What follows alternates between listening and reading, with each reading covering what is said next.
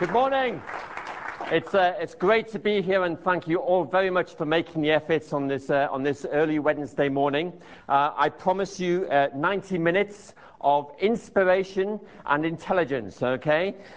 Who the inspiration and intelligence will come from, Einstein, Picasso, or any of you, I don't know yet. We'll see what happens. But let's kick off and let's think about business strategy by Einstein and Picasso. And I guess, why is that important to me? Well, because I think that business strategy is perhaps not done as well as it could be in most organizations. So how many of you here actually work on some form of business strategy in your business? Excellent. So we've got 99% of people putting their hands up already. Good. So one of the things which I think is very important is to be much more intelligent, rigorous, analytical, focused in terms of your strategy. Where do you want to compete? How do you want to compete? And making the real choices to do that. The other thing which I think is very important is being creative and imaginative in where could you compete. And perhaps letting go of the spreadsheets, letting go of the extrapolation of today, letting go of the incrementalism to look at where are the markets of the future and what's going to happen in the future. So we're going to look at that from different perspectives, and Einstein and Picasso are going to help us with that today. So just to kick off, who knows what about Albert Einstein?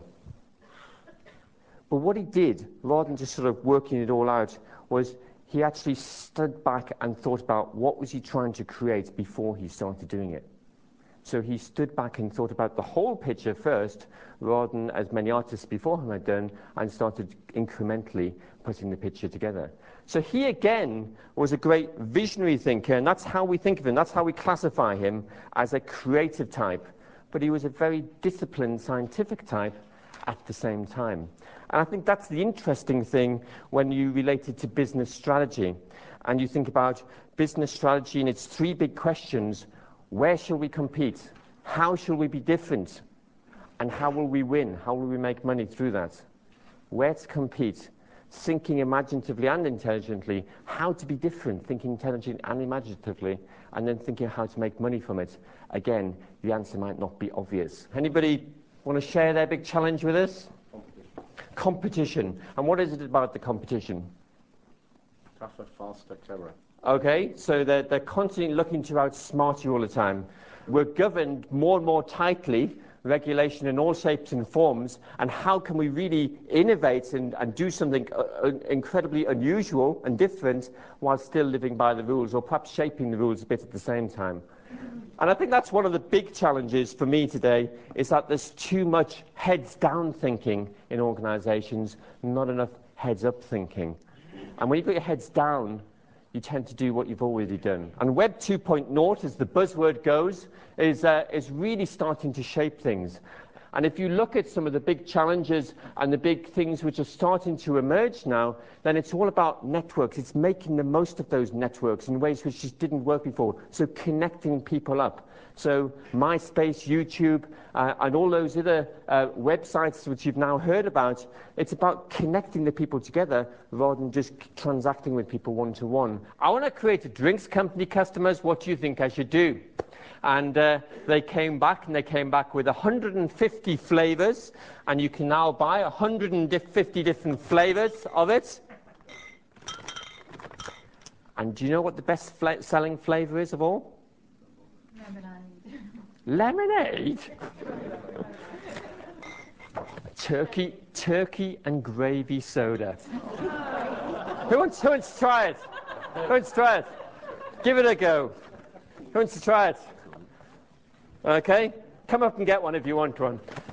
Okay, so this is a company who is entirely driven by its customers. This is a company who is saying, we're going to do things differently. They don't distribute through supermarkets. They distribute through tattoo parlors, music shops, sports stores. They look for different places. Nobody needs my shit, but they love it. Yeah.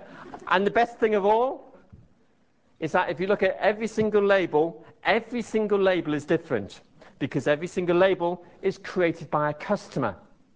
And if you go to myjones.com, you can upload your photo of your best friend, your pussycat, your whatever you want to put on the label. And somewhere, you will find a bottle with your label on. Yeah? So there's this great hunt around Canada and now North America looking for that bottle with my little baby on it. Through all the tattoo, you can see all these mums and dads go around the but it's like that. So you can create things which aren't necessary, but in a society where we have high expectations, sometimes people want a bit of triviality or surprise. And stepping out of the norm, stepping beyond the conventions, you can often use to achieve extraordinary results. And if you want to try a bottle afterwards, come up and get one. This is the holiday pack. Not only turkey and gravy soda, but for Thanksgiving, you can order a turkey and gravy with broccoli casserole, with gravy, with mashed potato soda. I think somebody's got mashed potato soda here. And you can have pecan pie soda to finish off. And people buy it. It's the biggest gift in Canada now as a Thanksgiving gift. Yeah? And you know what? It's now the #2 drinks company in Canada. It's beating Pepsi. So Coca-Cola, watch out. None of this is going to happen unless you make it happen. So at the end of the day, business strategy or strategy from your marketing department, strategy from the finance department, strategy from the supply chain department, wherever you might be in the organization, if you're thinking strategically, if you're thinking about the future, if you're thinking about the best opportunities, if you're thinking about how can you be different from others, if you're thinking about what's the new business model you can create, it's not going to happen unless you do something about it and you take other people with you. And management is not going to achieve that. So the difference between leadership and management in my book is about leadership is about having that heads up as before, management's having that heads down. Management is about making the disciplined decisions and controlling the delivery, vitally important, but typically incremental. Leadership is about looking up. Leadership is about seizing a direction. Leadership is about inspiring other people to be followers, to taking people with you. And if you're going to take them to new places, like Genentech did, like Li and Feng did, like Toyota did, like Jones Soda did, you've got to inspire people to come with you. And you inspire them by them too seeing things differently, and them too learning to see different things and to start to think different things too. So I encourage you as strategy thinkers to also to be leaders of people, because there's no point in creating this fantastic vision or seeing those new opportunities unless you get the whole organization to come with you on these new journeys. And one of the things for me is that when you are that leader and you do point out, we should be this market over there, we should redefine our business, we should throw away our capabilities, we should do this instead. People say you're crazy. Okay, so business strategy. How do you do it in a way which Einstein and Picasso would do it? Well, I think it's about where should we compete by thinking about both the space and the context today, but also thinking where you want to compete tomorrow. Having focus on a few niche places, but at the same time look and see how can you shape those in your destiny rather than living by somebody else's destiny. How should you compete? Well, you've got to be different, but there's no point in being different unless people are going to be energized and relevant to them at the same time. You've got to connect and innovate the best ideas around, not just the products, but the markets and the ways of connecting with those markets too. The propositions, the promises, but also the delivery.